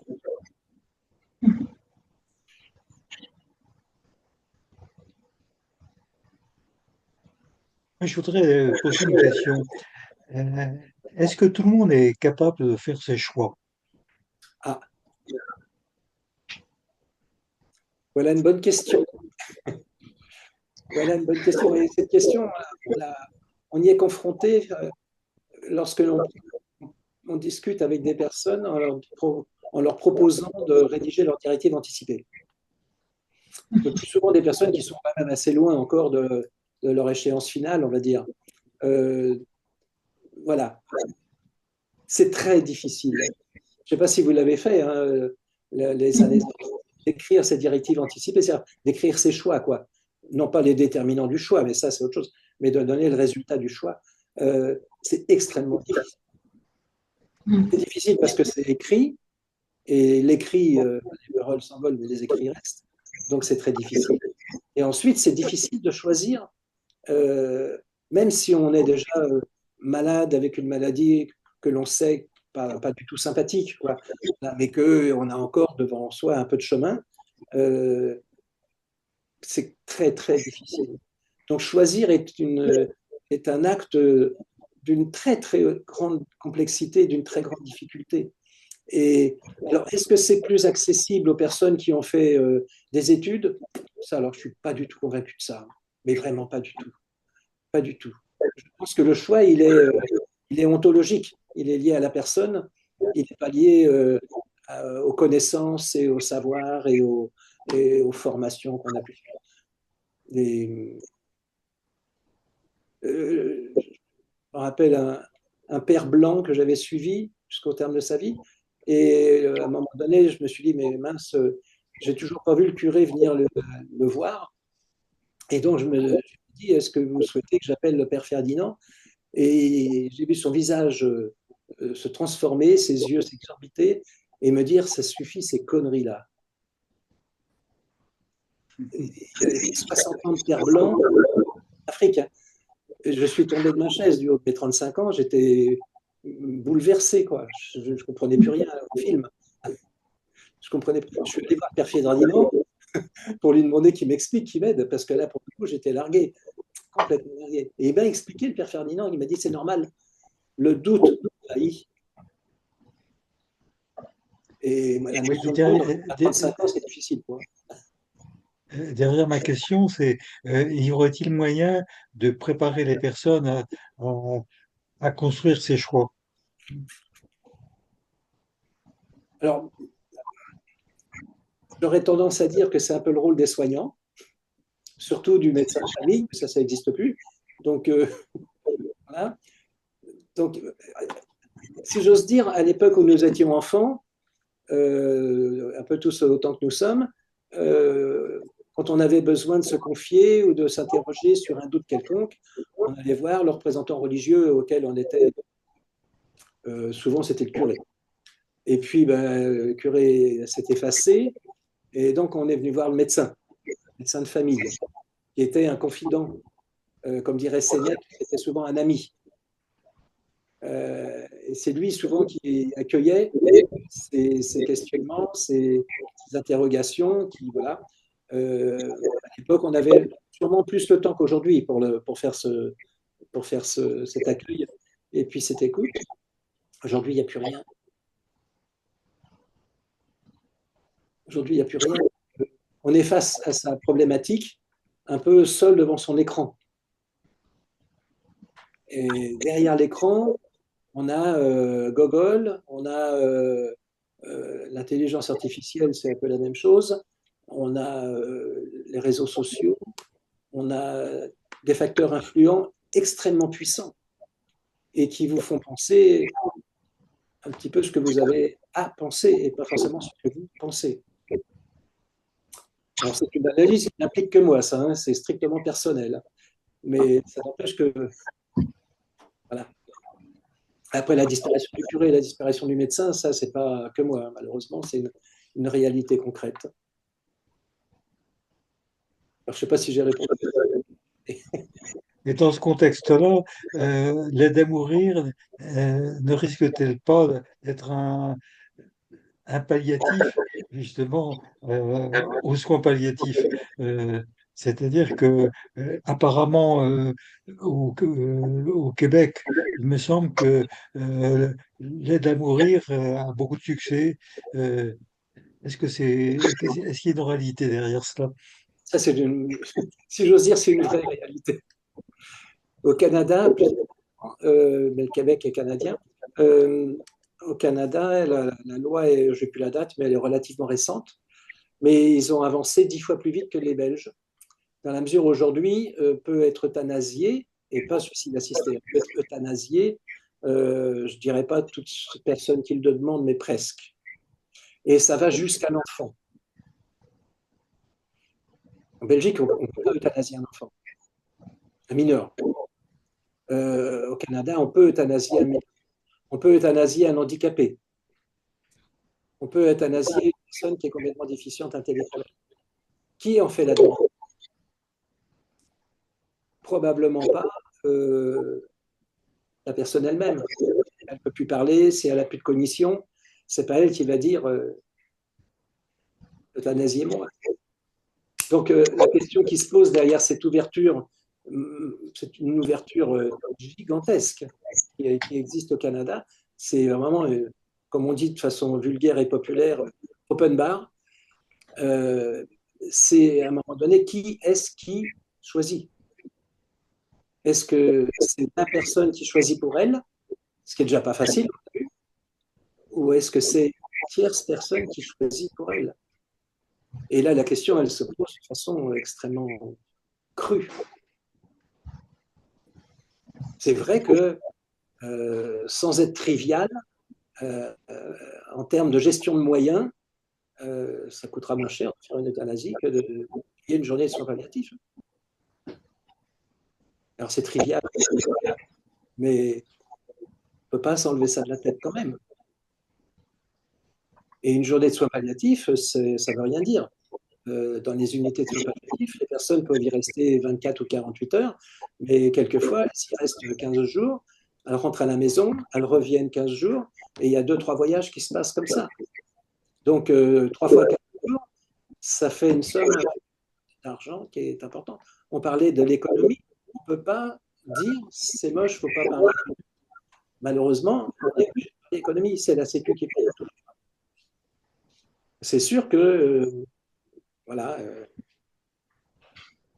suivre quelqu'un en soins palliatifs de façon correcte, efficace, pour qu'en effet il ne souffre pas, qu'en effet il n'ait pas d'altération psychique, sociale et spirituelle, ça coûte cher. Il ne faut pas se leurrer. Une euthanasie, ça ne coûte rien. Et cette économie macroscopique, elle est violente, elle est obscène, mais elle existe.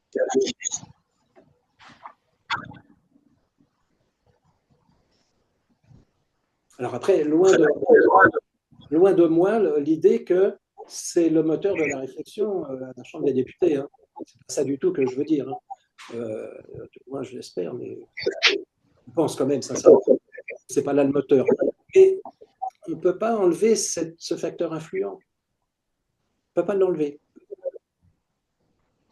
En plus, on ne peut pas penser, on peut pas ne pas y penser. En prime.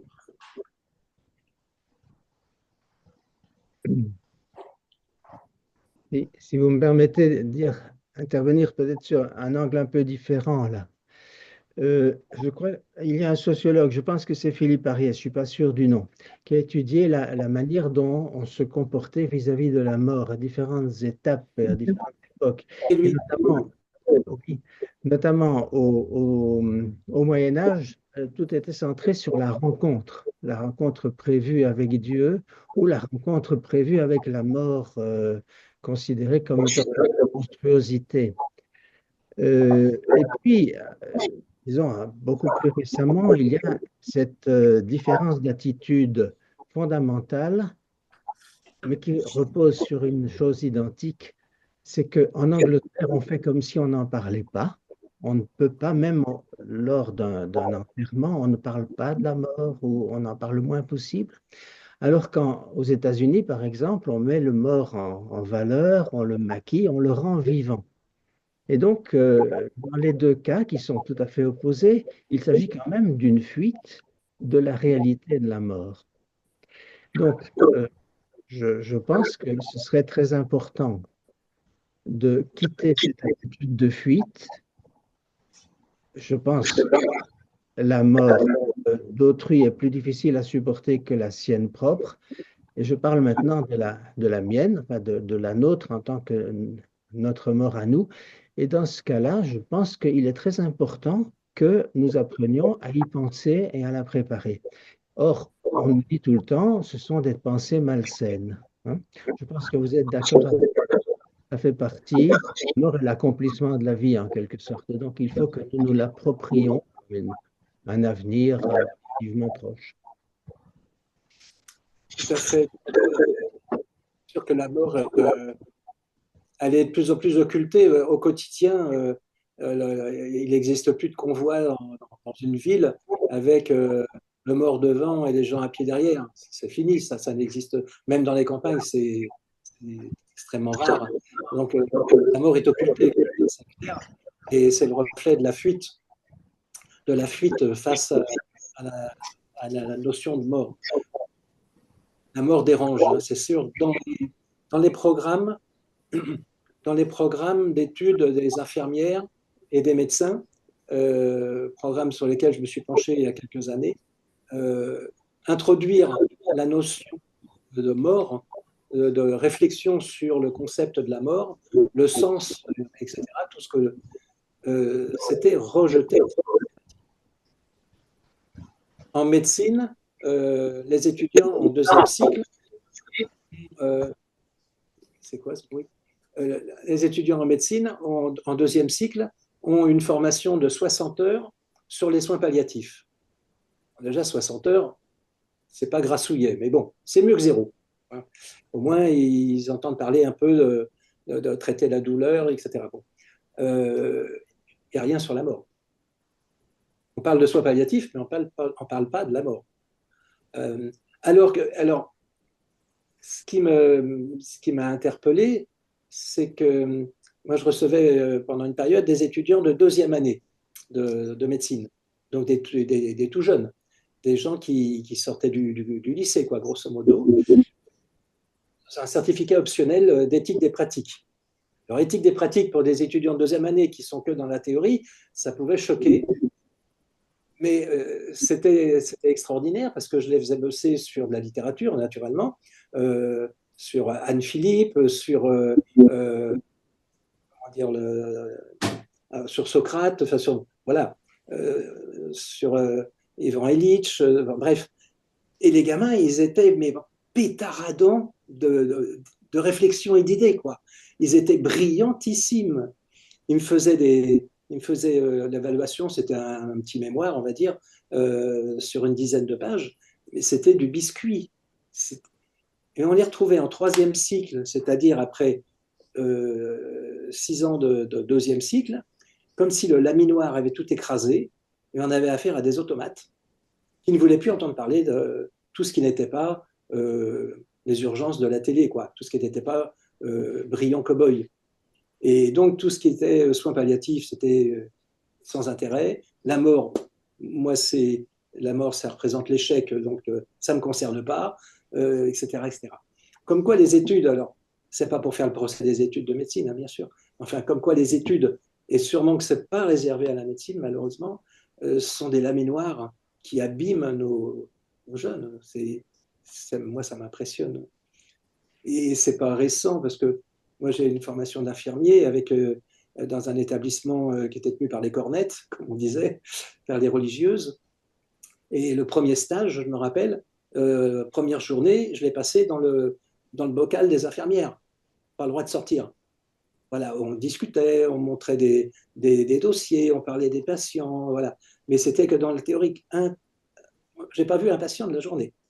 Le deuxième jour, on a parlé de la mort. La sœur supérieure m'a parlé de la mort. C'est quoi la mort pour toi? Avec beaucoup d'interrogations. Et le troisième jour, elle m'a emmené voir un mort. Donc c'était voilà. Et ça, c'était en 1960 et pas beaucoup, quoi, etc. Aujourd'hui, c'est totalement obscène de procéder de cette façon-là. Toutes les chances de se retrouver avec un procès de la part des parents, hein, si on fait ça à un gosse de 18 ou 19 ans, c'est pas possible. Donc, voilà, les infirmiers et les infirmières sont fabriqués sur le soin physique, sur l'hygiène, sur plein de choses essentielles et parfaites, hein, c'est très bien. Mais la mort, non. Et encore, les infirmières, c'est pas le pire. Les médecins, c'est catastrophique. Les médecins ne sont pas du tout formés à la mort. On organisait, à Versailles-Saint-Quentin, on organisait un séminaire entier sur mourir. On n'avait pas osé aller trop loin, on n'avait pas mis la mort. Mourir, voilà. Et donc, c'était une journée entière. C'était facultatif. Sur les 130 étudiants, quand on en avait une poignée de 10, on était content. Donc, la fuite. comme nous dit Daniel, la fuite. Donc, à passer une journée à parler de la mort, c'est quoi ce truc? C'est pas possible. Parler, moi, de faire du massage cardiaque, faire de la réanimation, tout ça, oui, bien sûr. Ben, je peux apporter un témoignage. Moi, j'ai animé des séminaires dans des maisons de retraite pour les directeurs, enfin, plus justement, dans une association pour des directeurs de maisons de retraite. Ils n'avaient aucune formation sur la mort. C'était des maisons de retraite où il y avait des décès permanents, puisque c'était des gros établissements. Et chacun improvisait un peu en fonction de, voilà, de ses moyens. En général, il y avait la trappe un peu discrète à l'arrière du bâtiment pour évacuer les cercueils discrètement, surtout pour que les autres pensionnaires ne voient rien. Enfin, c'était hallucinant. Et là, il y a 5 ans, hein, c'est très récent. J'étais assez éberluée pour des établissements, vraiment des maisons de retraite. Hein. C'était pas, voilà. J'ai une autre question, Claude. Tu parlais tout à l'heure de l'information et le fait de savoir, de ne pas savoir pour apprécier et faire sa liberté de choix. Moi, je voudrais porter un témoignage. Quand j'ai rédigé mes directives anticipées, j'avoue avoir longuement réfléchi sur le mode de sédation. Parce que quand tu as l'expression consacrée sédation prolongée, qu'est-ce que c'est la formule? Sédation prolongée et complète, c'est ça, totale et complète? Qu'est-ce que c'est? Pardon? Profonde et continue. Voilà, c'est ça, profonde et continue. C'est quand même très, très, très, un peu romantique, mais très précisément, quand tu poses la question qu'est-ce que c'est que profonde et continue, c'est vraiment qu'on ne te donne pas d'eau, par exemple. Voilà, donc ça veut dire que on va mourir de soif. Tu vois, on n'arrive pas à avoir des informations de ce genre. C'est ça que je voulais dire. C'est-à-dire que, et je crois qu'il y a beaucoup de gens qui, comme tu l'as dit tout à l'heure, butent sur la rédaction de leurs directives anticipées. Parce qu'effectivement, il faut dépasser un moment où on prend conscience de ce que ça va être.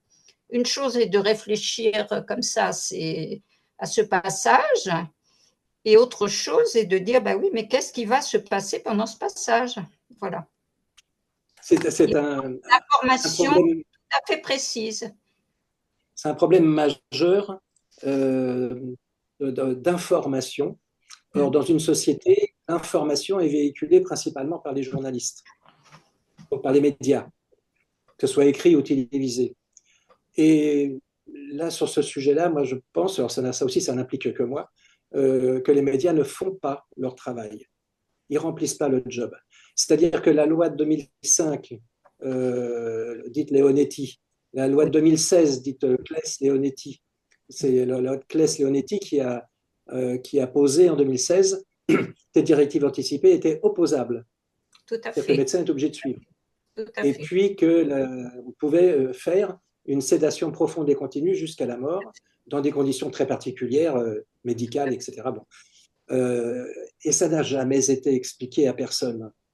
Et ça, à mon sens, c'est vraiment une grave défaillance de la part des médias, et je m'en suis expliqué avec plusieurs journalistes, et on finit par l'admettre, parce que c'est eux qui doivent faire la formation du public. Les gens ne vont plus à l'école quand ils sont en activité professionnelle, et on ne peut pas demander à Renault de faire des séminaires sur la mort, ou sur la préparation déjà qu'ils font difficilement sur la préparation de la retraite, ils ne vont pas le faire sur la préparation de la mort. Donc, c'est vraiment les médias qui doivent faire ce boulot, et ce boulot n'a jamais été fait, il n'est pas fait. Et quand on parle à quelqu'un de faire une sédation temporaire, c'est-à-dire qu'il va faire 12 heures, et on peut millimétrer, comme l'anesthésie, on peut millimétrer cette sédation qui permet de se reposer pour de bon, que tout le monde se repose en l'occurrence, de remettre à zéro les compteurs vis-à-vis de l'évaluation de la douleur, de remettre sur l'établi le calcul des doses de médicaments, etc. etc. Cette sédation temporaire, personne n'en a jamais entendu parler, et ça fait 20 ans que ça existe, 2005. voilà, il y a un défaut d'information absolument majeur dans notre pays, mais il n'y a pas que le nôtre, hein. J'imagine que en Belgique ou en Suisse, c'est pareil. Mais je ne suis pas allé vérifier. Par contre, en France, c'est sûr qu'il y a un défaut majeur.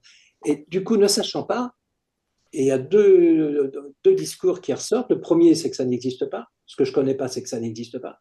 Et le deuxième discours, c'est une euthanasie masquée. Ce qui est complètement faux. D'une part, parce que déjà, ça s'inscrit dans un contexte très particulier comment dire, de phase terminale de la vie, et pas seulement de phase palliative, mais de phase terminale. Et ensuite, parce que l'intentionnalité n'est pas la même. L'intentionnalité de la sédation profonde et continue, déjà, ça a été accepté par la personne antérieurement. Donc, ça veut dire qu'il y a déjà eu une discussion de vérité sur le sujet, où ça n'a pas été accepté éventuellement, où ça n'a pas été abordé. Et dans ce cas-là, ce n'est pas fait. Parce que la décision de cette sédation profonde et continue, elle est exclusivement réservée aux patients compétents. Le patient non compétent, que ce soit une maladie avec des troubles cognitifs ou autres, ou des patients végétatifs chroniques, ou que sais-je encore, soit c'est inscrit dans les directives anticipées, soit il y a d'autres méthodes qui permettent de le définir. Mais là, on est dans l'exceptionnel. Voilà. On ne peut pas faire ce geste, qui est un geste de soin, on ne peut pas le faire sans l'accord de la personne. Et ce n'est même pas l'accord du tuteur. Le tuteur n'a pas l'autorité pour dire faites-lui une sédation profonde et continue jusqu'à la mort. On ne peut pas. Et le juge non plus. Le juge des tutelles ne pourrait pas le faire non plus. Donc c'est vraiment quelque chose de... Ça repose sur le concept philosophique fondamental de la loi de 2005, la primauté du patient. Et c'est dans ce sens-là où la directive anticipée est intéressante, parce qu'en effet, quand on écrit dans ces directives anticipées qu'on autorise les médecins à pratiquer la sédation temporaire en cas de douleur difficile à juguler, ou de la sédation profonde et continue jusqu'à la mort si je suis en phase terminale, pour le médecin, c'est simple. Mais le problème, pour écrire ça dans des directives anticipées, encore faudrait-il avoir l'information que ça existe. Le fait de dire que nul n'est censé ignorer la loi, c'est un mauvais masque, quoi. C'est presque une ineptie, même d'ailleurs. Oui, nul n'est censé ignorer la loi. Enfin, bon, quand on voit l'épaisseur du code pénal, du code civil, du code de je ne sais pas quoi, c'est pas sérieux de dire ça. Donc,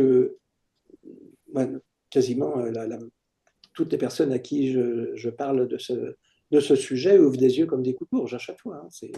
Et quel que soit le niveau éducatif, et même des juristes. Parce que le juriste, lui, il va être dans les affaires, dans les affaires familiales, dans le commerce, je ne sais pas quoi, il va pas, dans le pénal, il ne va pas forcément être dans les lois en rapport avec la santé, quoi. Donc, il y a un énorme défaut d'information de la population, ça c'est certain. Et moi, ça m'arrive je fais pas mal de conférences un peu par-ci par-là. Bon, ce sujet-là, quand je l'ai fait à Chartres, il y avait quand même 120 personnes dans la salle. Je suis tombé de ma chaise. Parce que d'habitude, quand je fais 15-20 personnes, je suis vachement content. Bon, j'exagère, peut-être une trentaine, mais voilà, 120 personnes, je suis tombé de ma chaise. Alors, c'est Chartres aussi, hein, c'est pas Aisy-sur-Eure et c'est 4000 habitants, mais quand même, c'est des sujets qui n'attirent pas. J'ai écrit un bouquin en 2019 qui a été publié par le CERF, avec toi jusqu'au bout. Voilà, donc ça veut dire ce que ça veut dire. Ça parle de ce que ça doit parler, quoi, si j'ose dire. On a dû pondre un petit millier de bouquins, enfin, que dalle, quoi. Et l'éditeur qui me dit « Ah, c'est déjà pas mal parce que vous n'êtes pas un auteur à plus-value. » Intéressant quand même. Donc, ça veut bien dire là où est le cœur du sujet. Je ne suis pas un auteur à plus-value. Enfin, en effet, je suis un petit auteur de caca dans un coin. Je ne suis pas un auteur à plus-value. C'est sûr que chez le CERF, au moment où on a eu cette discussion avec l'éditeur, sur l'étagère était exposé le livre de Sarkozy. Le livre de Sarkozy, 150 000 exemplaires. Lui, c'est un auteur à plus-value, quoi. Voilà. Oui, ou alors Il y a tous les auteurs à plus-value qui font partie du groupe quand même extrêmement influent des pro-soins palliatifs. Voilà, avec voilà, ça, il faut quand même voir que c'est un groupe de très grande influence, quel que soit l'avis qu'on peut avoir sur la question au fond. Hein, c'est pas du tout pour voilà, mais c'est vrai qu'ils ont plus que pignon sur rue et que là il y a vraiment des auteurs célébrés. Voilà, c'est exact. Donc la formation, elle n'est pas donnée, et quand elle est donnée, elle est un peu travestie. Oui, oui. Bon, après, c'est le mode de fonctionnement de notre société. Hein, oui. C'est la proportionnalité. Bien sûr. Bien sûr. C'est douloureux, quoi, des fois. C'est quand même... Ce qui est vraiment douloureux, et moi qui suscite, je l'avoue, ma colère, c'est ce discours tout à fait sensé sur les soins palliatifs qui est totalement contredit par la réalité de terrain, ce que tu disais tout à l'heure. Il y a plus de la moitié des personnes qui relèveraient des soins palliatifs qui ne peuvent pas y aller parce qu'il n'y en a pas, tout simplement. Donc là, il y a une sorte de vraie duplicité politique à entretenir à provoquer et entretenir un débat dont l'un des éléments est complètement biaisé. Je trouve que c'est, sur le plan politique, vraiment assez indigne. J'assume mes mots là, tout à fait. Indépendamment, voilà, c'est pas du tout éthique, franchement, de débattre sur des bases qui ne se sont pas honnêtes, je trouve. Voilà. D'autant plus que si le choix de la société, c'est de mettre en place une loi permettant d'une manière ou d'une autre le suicide assisté ou l'euthanasie, pourquoi pas? Mais au moins que la discussion soit sincère, authentique, profonde, et pas de cette espèce de superficie sous influenceur. C'est vraiment gênant, quoi. Et des influenceurs, quand on voit la liste des facteurs et des déterminants, des influenceurs qui jouent que sur un ou deux points. Ils ne jouent pas sur les 15. Tout à fait. Et ça, ça me choque. Pour le coup, ça me choque. Tout à fait. Alors qu'il y a potentiellement je dirais, une maturité de réflexion dans la société profonde qui a envie de ce débat. C'est ça qui est assez rageant. Ça suscitait quand même beaucoup de débats au moment où cette loi était rediscutée au printemps, à l'été dernier. Il y avait quand même c'était un vrai sujet de société qui intéressait les gens, même si c'est un sujet très lourd, et voilà. Donc il y a une volonté d'en parler, et puis voilà, cette espèce de pirouette politique permanente qui quand même est... Enfin, je pense qu'il faut la dénoncer, quelles que soient nos opinions politiques au demeurant, hein, ce n'est pas du tout la question, et même sur la vie, ce qu'on va choisir au cœur de la loi, quand on demande aux gens de débattre, il faut au moins leur donner des informations justes, et voilà, c'est juste ce que je voulais dire. Mais là, le texte va passer à la Chambre des députés bientôt, là, c'est cette semaine ou la semaine. C'est imminent. C'est aujourd'hui. C'est aujourd'hui? Ah, d'accord. Oui, c'est aujourd'hui. Et les médias, ils sont dans un silence assourdissant, quoi. Assourdissant, oui. Assourdissant. Oui, assourdissant. Et quel est le travail fait auprès des députés, justement? La connaissance mise à leur... D'où ils partent pour discuter. Il y a plusieurs sociétés savantes, notamment la Société française d'accompagnement et de soins palliatifs, la SFAP, entre autres, mais d'autres aussi, qui ont beaucoup écrit, et puis des individus comme votre serviteur ce soir, qui ont écrit aussi aux parlementaires individuellement, mais bon, ça n'a pas de puissance, on va dire. Ça n'a pas de puissance.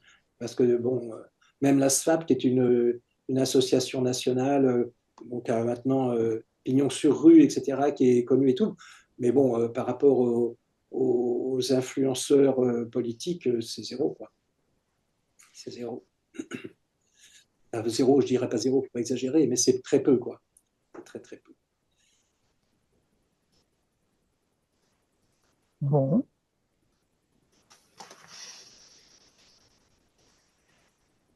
Il y aurait eu beaucoup, beaucoup de réactions et de choses à dire encore. Personnellement, j'ai tremblé pendant 2 heures. Donc ça se voit pas. Deuxièmement, j'ai revécu le départ choisi de mon papa. C'était le contre-exemple parfait puisque j'ai eu tout le temps la sensation qu'il avait tout parfaitement décidé et en plus parfaitement décidé en connaissance de cause et qu'il arrivait en plus à me l'exprimer très très clairement. Et ça m'avait beaucoup fait, et ça me fait toujours beaucoup réfléchir sur effectivement le niveau de connaissance, de conscience, d'intériorisation. Voilà. Alors il était chirurgien. Et donc ça, il m'avait toujours dit tout au long de sa vie que sa principale connaissance, c'était la vie et la mort. Et effectivement, ça s'est vu, mais alors plus que vu, lors des derniers jours, quand il a pris des décisions, et que moi j'étais simplement là pour les exécuter, les mettre en route avec lui, tranquillement, y compris la fameuse sédation profonde et continue. Mais effectivement, c'est ça. Vous m'avez aidé à mettre en mots cette immense connaissance qu'il avait, effectivement, qui devrait être peut-être une des formations premières de la vie. Philosopher, c'est apprendre à mourir. Eh bien, combien de lieux de formation devraient, sans arrêt, de l'école jusqu'au bout, parler de la mort, de mourir, de soi face à la mort, effectivement.